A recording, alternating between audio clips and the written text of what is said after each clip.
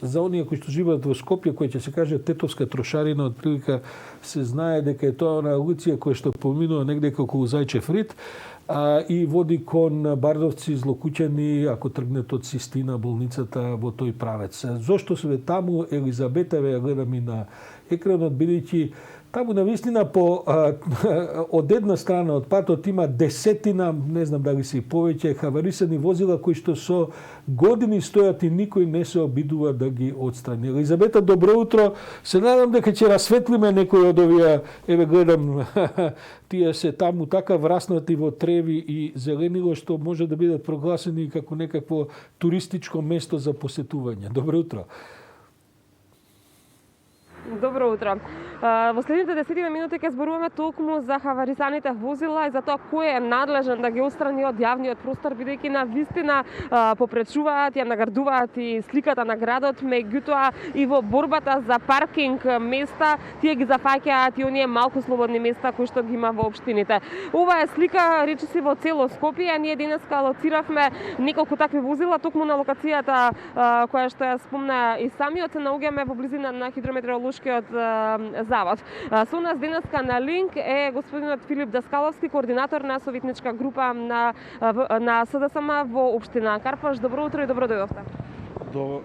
Добро утро и од мене. Ви благодарам на поканата и за укажаната можност да ги споделам нашите активности кои што ги спроведе општина Карпаш. Би почнале од хаварисаните возила и би ве прашала кој е надлежен да ги отстрани од јавните површини, бидејќи често пати кога сме се обраќале за вакви слични теми или во не само општина Карпаш, туку и во другите општини, некако како топката да се прифрл. Добро, хаварисаните, кога станува збор за хаварисани возила, тоа се возила кои што подолго време се задржуваат на јавните површини и буквално скапуваат на паркинзите во нашата општина, да речеме и пошироко.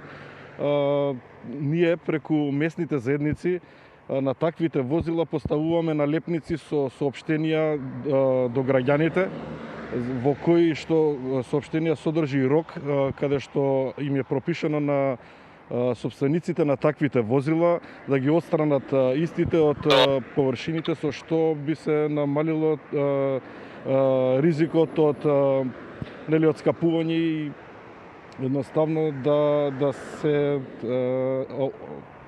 спречи она корозирање, да се претворат тие возила во отпад. Каква е реакцијата на граѓаните? Откако ќе видат дека нивното возило има таква налепница, се интересираат ли, се јавуваат ли воопште, дали сакаат и тие да го отстранат возилото и доколку не, дали постојат и соодветни казни? Па ваквите акции кои што ги спроведуваме преку местните заедници се успешни, меѓутоа не во целост, бидејќи постојат и сопственици на таквите возила кои што се иселени од општината и од државата и едноставно тука се врзани рацете и на општината и на градот да направат било што околу тоа. Дали мислите дека можеби треба да има и некоја законска измена во однос на тоа да се зголемат ингеренциите можеби на општината, бидејќи еве велите рацете се врзани, не можеме ништо да направиме?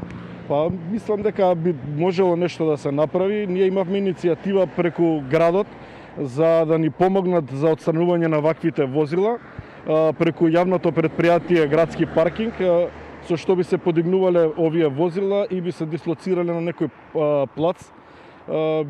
Мислам дека сега сте во постапка на пронаоѓање на таков плац кој што би се нашло решение да се дислоцираат и да се постават на таков плац.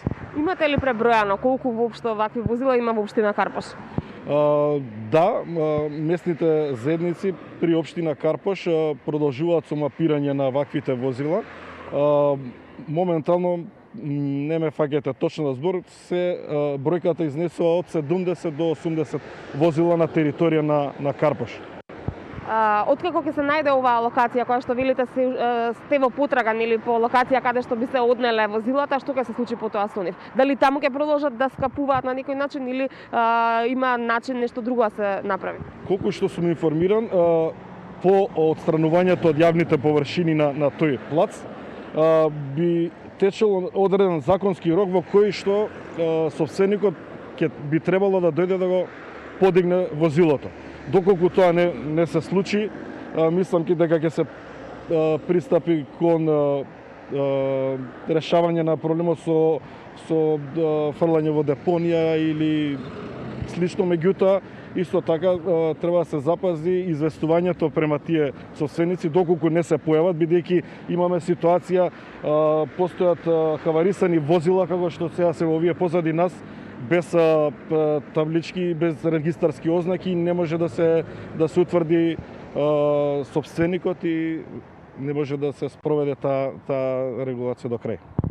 Покрај хаварисаните возила, јас ќе искористам можноста да ве запрашам и за кабастиот отпад, бидејќи освен што овие хаварисани возила ја наградуваат сликата на градот, често пати можеме да забележиме исто така по коловозите и фрлени делови од мебел. Знам дека имате често пати и акции, меѓутоа дали се доволни и дали мислите дека треба поредовно да се спроведуваат? Така, ние во идниот период ќе спроведеме викенд акција, каде што на повеќе населби на територија на Карпош ќе се постават така наречени големи контейнери, каде што граѓаните ќе можат да одложат стар мебел, електричен отпад или слично. Покрај овие акции ги правиме бидејќи знаеме дека во нашата општина постојат совесни, меѓутоа и несовесни граѓани, каде што таквиот отпад денеска го одложуваат покрај контейнерите за фрлање на секојдневното ѓубре од нашите станови. Иако има можност на улица Илинденска, позади Мак Петрол, има пункт на комунална хигиена, каде што секојдневно можат граѓаните да се јават и да го одложат таквиот отпад. Меѓутоа, знаеме дека постојат и несовесни граѓани со цел да го спречиме, да спречиме таа слика покрај контейнерите која што се јавува. Иницираме и вакви викенд акции. Уште пред самиот крај, пред да ви се заблагодарам за учеството, ви прашала и за одржувањето на зеленилото. Пролетната акција веќе започна, што се случува во врска со ова прашање? Така, неодамна започнавме со засадување на 200 садници ореви помеѓу блоковското зеленило во населбите во Карпош. На тоа му претходеше раззеленување на училишните дворови и дворовите од градинките, така што ние сме со полна парја работиме на екологијата. И кога сме веќе кај екологијата, дозволете ми да најавам дека на наредната седница ќе донесеме одлука за распишување на јавен повик за субвенции за велосипеди. Тоа ќе се случи веднаш по првомајските и велигденските празници, односно на 3-4 мај веќе ќе биде донесена одлуката со што граѓаните ќе можат да аплицираат за субвенции за велосипеди. Господине Даскаловски, јас ви благодарам за учеството во утренски брифинг. Се надевам дека многу наскоро ќе се реализира и оваа акција која што ја споменавме и соработката со јавното претпријатие Паркинзи, за да конечно се отстранат овие хаварисани возила од јавните површини. Ви благодарам на можноста ние како советници сме помалку застапени во медиумите, мислам дека ова е добра прилика и добар почеток да бидеме и повеќе застапени. Ви благодарам. Фала уште еднаш. Доколку нема прашања од студио, ние се одјавуваме од тука. Елизабета, немам прашања. Мене ми е жал што еве и од представници од општината слушаме дека всушност надлежните се безпомошни кога е овој проблем во прашање, бидејќи нема како да се казнуваат. Практично доаѓате, си го ставате возилото, ако сте попаметен ги симнувате табличките регистрацијски и си заминувате. И тоа возило потоа е оставено на судбината. Кој ќе го тргне, кој ќе го реши. Неверојатно е дека кон овој тип на несовесност не постојат законски некакви механизми како тоа да се санкционира. Ние сме веројатно единствената држава во светот која тоа, барем говорам за овие европски држави која тоа така го прави. Благодарам, Елизабета.